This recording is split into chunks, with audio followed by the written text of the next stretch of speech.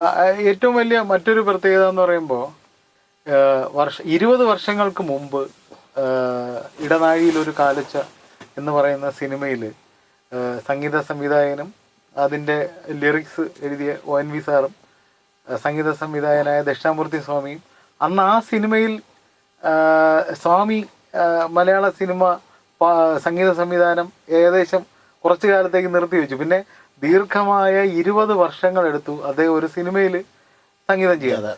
അതുപോലെ അവസാനം ചെയ്യുന്ന സിനിമ എന്ന് പറയുമ്പോൾ ഇടനാഴിയിൽ ഒരു കാലിച്ച ദക്ഷിണാമൂർത്തി ONV ആണ്. എന്തോ ഒരു നിയോഗം പോലെ 20 വർഷങ്ങൾക്ക് ശേഷം അവർ രണ്ടുപേരും ഒന്നിക്കുന്ന സിനിമ എന്ന് പറയുന്നത് മിഴികൾ സാക്ഷിയാണ്. അതിലോട്ട് ഈ ONV സാറും ദക്ഷിണാമൂർത്തി സ്വാമിയും അങ്ങനെ ഒരു കോമ്പിനേഷൻ വീണ്ടും വരാനായിട്ട് എന്തായിരുന്നു കാരണം? അത് ഞാൻ നേരത്തെ പറഞ്ഞു, ഈ പാട്ടുകൾ നമ്മളെ പലപ്പോഴും സ്വാധീനിക്കുന്ന ഒരു സംഭവമുണ്ട്. ഞാൻ പറഞ്ഞില്ല, അതാണ് നമ്മുടെ കാരണം നമ്മൾ ഇതാണ് സ്വാമിയുടെ പാട്ടുകളും ONV സാറിൻ്റെ പാട്ടുകളും യേശുദാസിൻ്റെ ശബ്ദമൊക്കെ നമ്മൾ ഞാൻ ആസ്വദിച്ച് വളർന്നു വന്ന വഴികളാണ്.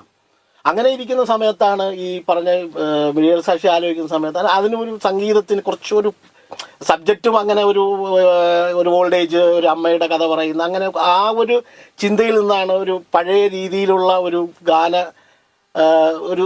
അതായത് നല്ല പാട്ടുകൾ ഉണ്ടാവണമെന്ന് ആലോചിക്കുന്ന സമയത്താണ് ഈ ONV ദക്ഷിണാമൂർത്തി എന്ന് പറയുന്ന ഈ ലെജൻഡുകളുടെ ഒരു ഗ്യാപ്പ് നമ്മൾ മനസ്സിലാക്കുന്നത്. അത് ഒരു 20 വർഷം ഇടനാഴിയിൽ ഒരു കാലിച്ച സിനിമയ്ക്ക് ശേഷം ഇവര് യോജിച്ച് സ്വാമി പിന്നെ അതിനുശേഷം പാട്ട് ചെയ്തിട്ടുമില്ല. ഇവര് പിന്നെ ഒരു പാട്ടുകൾ ചെയ്തിട്ടില്ല എന്ന് പറയുന്ന ഒരു അവസ്ഥയിലാണ് ഇതിൻ്റെ ഒരു റീജോയിനിങ്ങിനെ കുറിച്ച് നമ്മൾ ആലോചിക്കുകയും ONV സാറിനൊക്കെയാണ് ONV സാറിൻ്റെ അടുത്ത് പാട്ട് എഴുതുന്നത് ഇങ്ങനെ ഒരു ഐഡിയ ഉണ്ടെന്ന് പറയുന്ന സമയത്ത് സാറ് വളരെ സന്തോഷത്തോടു കൂടി അങ്ങനെ സംഭവിച്ചതാണ്. അതും ഈ പറഞ്ഞതുപോലെ അത് നമ്മുടെ സിനിമയ്ക്കും അത് വളരെയധികം ഗുണം ചെയ്തു. കാരണം ആ സിനിമയിലുള്ള എല്ലാ പാട്ടുകളും ഇപ്പൊ അമ്മയെ നീ വളരെ ദാസാറിന്റെ എനിക്ക് തോന്നുന്നു വളരെ ഹൃദയത്തിൽ നിന്ന് അമ്മയെ കുറിച്ച് പറയുന്നത് ലൈവായിട്ട് പാടിയ പാട്ടാണ്. അതെ, എത്രയോ വർഷത്തിന് ശേഷം അദ്ദേഹം പറയും തിരുവനന്തപുരത്തായിരുന്നു അതിന്റെ റെക്കോർഡ്. അപ്പോ ഈ ഇത്തരത്തിൽ അമ്മയെ നീ ഒരു ദേവാലയം പോലെ അതിനകത്തുള്ള പാട്ടുകൾ എല്ലാരും ഇപ്പൊ ജാനകി അമ്മ പാടിയ ആ ഒരു താരാട്ട് അതും വളരെ അതുപോലെ എടുത്തു പറയാന്നുള്ള ONV സാറിന്റെ കൊച്ചുമകൾ അപർണ രാജീവ് പാടിയ ആ പാട്ട്, ചിത്രചേച്ചി പാടി ഒന്നിനൊന്നിന് എല്ലാ പാട്ടുകളും നമുക്ക് എനിക്ക് തോന്നുന്നു അതില് ഈ സംഗീത സംവിധാനത്തിന്റെ ഒരു ഈ കറകളഞ്ഞ വെള്ളം ചേർക്കാതെ പാലെന്നൊക്കെ പറഞ്ഞ പോലെ മനോഹരമായ വരികള്, അതിൽ ആ വരികൾ ആവശ്യപ്പെടുന്ന സംഗീതം. പക്ഷെ ഇത് രണ്ടും വരുമ്പോഴും സിനിമയുടെ ആ ഒരു സത്വ നഷ്ടപ്പെടാത്ത രീതിയിൽ അത് ഇതിനകത്ത് വന്നു എന്നുള്ളതാണ്. സിനിമ നമ്മൾ കാണുമ്പോൾ നമുക്കത് ഫീൽ ചെയ്യും. അതിലൊരു സ്ഥലത്തും പാട്ടുകൾ മുഴച്ചു നിൽക്കുന്നില്ല. ആ സീനുകളുടെ കഥയ്ക്ക് ആവശ്യമായ സന്ദർഭത്തിനനുസരിച്ച് തന്നെയാണ് പാട്ടുകൾ. ഈ ആ മകനെ തേടിയുള്ള യാത്രയില് ആ ചൂട് പിടിച്ചു കിടക്കുന്ന ടാറ്, അവിടെ കാല് വെച്ച് നടക്കുന്ന അമ്മയുടെ ആ ഒരു രൂപം നമ്മുടെ മനസ്സിലുണ്ട്. അത്രയും ക്യാരക്ടറായിട്ട് മാറിക്കഴിഞ്ഞിരുന്നു. അതിന്റെ ലൊക്കേഷനൊക്കെ എവിടെയായിരുന്നു ഈ മിഴികൾ സാക്ഷി? കൊല്ലം മുഖത്തല ഇതാണ് മുതല മുരാരി ക്ഷേത്രവും പരിസര പ്രദേശങ്ങളുമായിരുന്നു അതിന്റെ ലൊക്കേഷൻ. പൂർണ്ണമായും ഫുൾ ഏരിയ മാത്രമേ ഉള്ളൂ. ഇനി എനിക്ക് ചോദിക്കാനുള്ളത്, നമ്മുടെ വളരെ ഒരു ഇടക്കാലത്ത് ചെയ്തൊരു സിനിമയുണ്ട്. അത് വളരെ ഈ സാമൂഹ്യ മാധ്യമങ്ങളിലും മറ്റുള്ള സ്ഥലങ്ങളിലും ഇത്തിരി ഒരു എന്താ പറയുക ഒരു പ്രശ്നത്തിലേക്ക് വഴുതി പോകുന്ന ഒരു അവസ്ഥയുണ്ട്. അതായത് ഈ കന്യാസ്ത്രീ എന്ന് പറയുന്നത് നമ്മുടെ മനസ്സിലൊരു ഒരു പള്ളിയുടെ ഒരു അച്ഛൻ എന്ന് പറയുന്ന അപ്പുറത്ത് നമ്മൾ കാണുന്ന ഒരു കന്യാസ്ത്രീയാണ്. അതിൻ്റെ ഒരു പവിത്രമായ അവരുടെ ഒരു ജീവിതമുണ്ട്. അപ്പോൾ ഒരു കഥാപാത്രം ഇങ്ങനെ എന്താ പറയുക ഒരു സ്വവർഗ സെക്സിലേക്ക് വരുന്ന ഒരു കഥാപാത്രം ആ സിനിമയെ കുറിച്ച് അത് ഈ പറഞ്ഞതുപോലെ അല്ല. കാരണം വെച്ചാൽ ഒരിക്കലും ഈ പറഞ്ഞത് ഒരു കന്യാസ്ത്രീയോ ആ ഒരു ഇതുമായിട്ട് ബന്ധപ്പെട്ട സിനിമയേ അല്ല അത്. അതെന്ന് പറഞ്ഞാൽ വളരെ കുട്ടിക്കാലം മുതൽ കളിച്ചു വളർന്ന 2 പെൺകുട്ടികൾ, അവർ ഈ ലെസ്ബിയൻ പ്രണയമാണ് ഇതാണ് പറയുന്നത്. ജീവിത സാഹചര്യങ്ങൾ കൊണ്ട് രണ്ടുപേരും രണ്ട് കോണുകളിൽ എത്തിപ്പെട്ടു. രണ്ടുപേരും രണ്ട് വഴിക്ക് പോയി.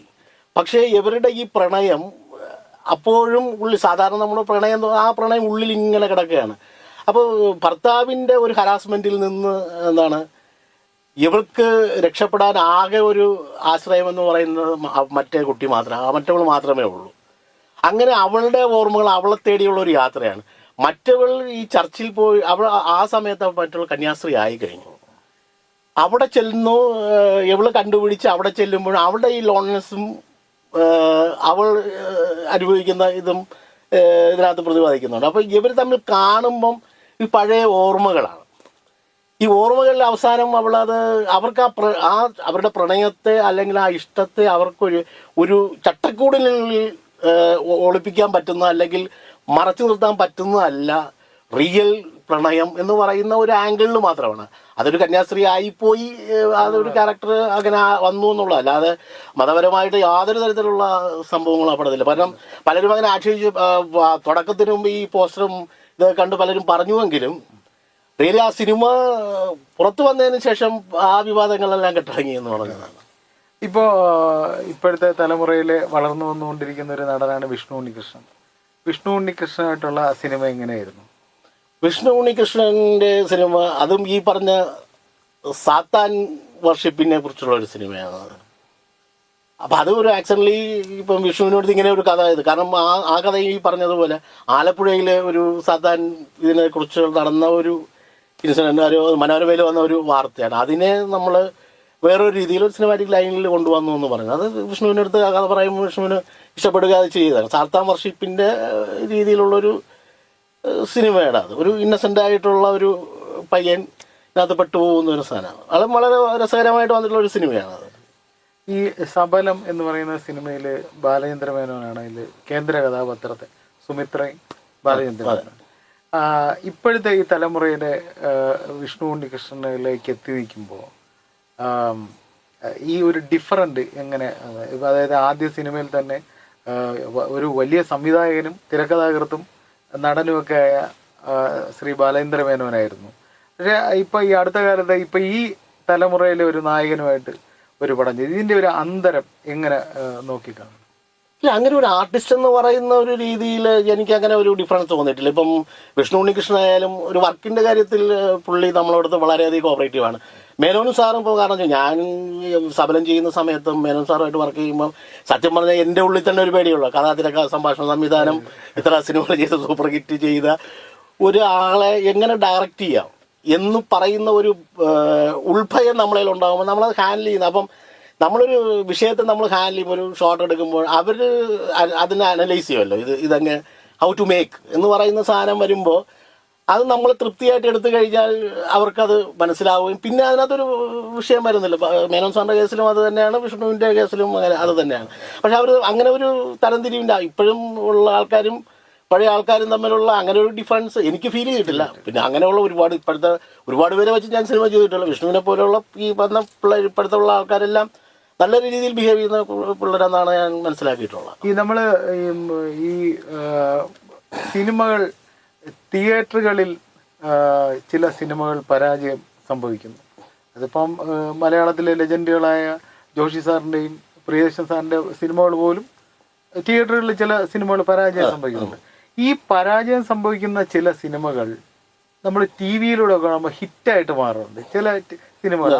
അപ്പോൾ ഞാൻ പറഞ്ഞു വരുന്നത്, നമ്മൾ വെൻശങ്ക് പോലെന്ന് പറയുന്ന സിനിമ തിയേറ്ററിൽ അധികം ശ്രദ്ധിക്കപ്പെട്ടത്.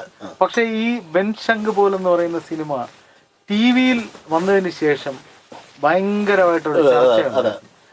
വളരെ ഹിറ്റ് പടം. കാരണം അത് ഈ ആകാശദൂതിന് ശേഷം മലയാളികൾ ഇങ്ങനെ കണ്ണുനീരോടുകൂടി ഇരുന്ന് കണ്ട ഒരു സിനിമ ഇല്ലെന്ന് പല പ്രേക്ഷകരും പറഞ്ഞിട്ടുണ്ട്. എന്തുകൊണ്ടാണ് ഇങ്ങനെ സംഭവിക്കുന്നത്?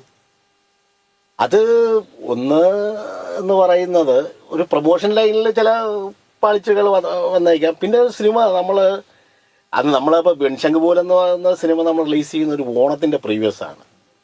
ഓണപ്പടത്തിന് തൊട്ട് മുമ്പാണ് നമ്മൾ വെൺശങ്ക് റിലീസ് ചെയ്യുന്നത്. അപ്പം ഈ ഓണത്തിൻ്റെ തിരക്കിലും ആളെത്തിയില്ല, ഓണപ്പടമായില്ല അല്ല. അപ്പം ഇതിനകത്ത് വേറൊരു സംഭവം വന്നത്, ഈ ഓണത്തിന് തൊട്ട് മുമ്പ് എന്ന് പറയുമ്പോൾ അപ്പോൾ ഓണത്തിന് കൊള്ളാത്തത് കൊണ്ട് ഇങ്ങോട്ട് മാറി എന്ന് പറയുന്ന ഒരു കാഴ്ചപ്പാടും. പക്ഷെ ആ പടം ഈ പറഞ്ഞ അന്നും തിയേറ്ററിൽ കണ്ടവരെല്ലാം നല്ല അഭിപ്രായം പറഞ്ഞ പടമാണ്. പക്ഷെ ഈ അത് നമ്മൾക്കത് കുറച്ചുകൂടെ ഈ ഓണത്തിന്റെ ഗ്യാപ്പിൽ പടങ്ങൾ ഇല്ലായിരുന്നുവെങ്കിൽ ഒരുപക്ഷെ കുറച്ചുകൂടെ തിയേറ്റർ പിടിച്ച് നിർത്താൻ പറ്റുമായിരുന്നെങ്കിൽ അത് കവർ ചെയ്ത് പോകുന്നു. പക്ഷെ അന്ന് ഓണത്തിന്റെ ഈ പടത്തിന്റെ തള്ളലുകളിലിടയിൽ മാറിപ്പോയ ഒരു പടം അത്. പക്ഷേ ഈ പറഞ്ഞ പോലെ ടി വിയിൽ വന്നപ്പോൾ അത് ഏറ്റവും നല്ല ഒരുപാട് അപ്രിസിയേഷൻ കിട്ടിയ ഒരു പടം, നല്ല ഹൈ സെന്റിമെന്റ്സ് ഒരു പടമായിരുന്നു. ആകാശദൂതി ഇപ്പം സൗ പറഞ്ഞതുപോലെ ആകാശദൂതിന് ശേഷം ഒരു ഹൈ ഡോസ് സെന്റിമെന്റ്സ് സിനിമയായിരുന്നു. വളരെ ഈ ഒരു ദേശീയ അവാർഡ് പോലും സുരേഷ് ഗോപിക്ക് പലരും. തീർച്ചയായിട്ടും സുരേഷ് വളരെ മനോഹരമായിട്ട് പുള്ളിയുടെ ഒരുപാട് സിനിമകളുണ്ടെങ്കിലും ഈ ഒരു വാർ ഫ്രണ്ട് ജേർണലിസ്റ്റ് ആയിട്ട് അദ്ദേഹത്തെ മരണത്തിന്റെ അവസാനം അതിന്റെ ക്ലൈമാക്സ് ഒക്കെ സാധാരണ നമുക്ക് ചിന്തിക്കുന്നതിനപ്പുറം. ഇപ്പൊ സിനിമയിൽ ക്ലൈമാക്സ് ഉണ്ടാക്കുമ്പോൾ സിനിമയുടെ എൻഡിന് വേണ്ടി ക്ലൈമാക്സ് ഉണ്ടാക്കുന്ന ഒരുപാട് സിനിമ, പക്ഷെ യാദൃച്ഛികമായി ഇങ്ങനെ സംഭവിച്ച് മരണം സംഭവിക്കുന്നത് അത് വളരെ സംസാര വിഷയമായ ഒരു സിനിമയാണ്. അതുപോലെ തന്നെ വെൺശങ്ക് പോലില് മനോഹരമായിട്ടുള്ള ഒരു കവിത നമ്മുടെ സാറിന്റെ ഈ മുളങ്കൂട് തകർക്കരുത് എന്ന് പറയുന്നത് മനോഹരമായിട്ടുള്ള അദ്ദേഹം പാടിയിട്ടുള്ള അത് ONV സാറിന്റെ പാടിയിട്ടുള്ളതായിട്ട്. അപ്പൊ സുരേഷ് ഗോപി ആദ്യമായിട്ടാണല്ലോ സുരേഷ് ഗോപി പടത്തില് ചെയ്യുന്നത്. അപ്പൊ എങ്ങനെയായിരുന്നു അദ്ദേഹത്തിന്റെ ഒരു ഇൻവോൾവ്മെന്റ് എങ്ങനെയായിരുന്നു? ഞാൻ പറഞ്ഞില്ല, എനിക്ക് സുരേഷ് ഏട്ടന് അങ്ങനെ വലിയ പ്രശ്നങ്ങളായിട്ട്, കാരണം എല്ലാവരും ഇപ്പൊ പറയാറ്, പക്ഷെ എന്നെ സംബന്ധിച്ചിടത്തോളം വളരെ കംഫർട്ടായിരുന്നു. ഈ പറഞ്ഞ ചെറിയ ചെറിയ നിർബന്ധങ്ങളും വാശികളും ഉണ്ടെന്നുള്ളതല്ലാതെ വളരെ സ്മൂത്തായിട്ട് പടം പോയി. ചില ഇത് വരുമ്പം ചില നിർബന്ധ ബുദ്ധികൾ അത് നമ്മളത് അംഗീകരിച്ചു കൊടുത്തു കഴിഞ്ഞാൽ തീരാവുന്ന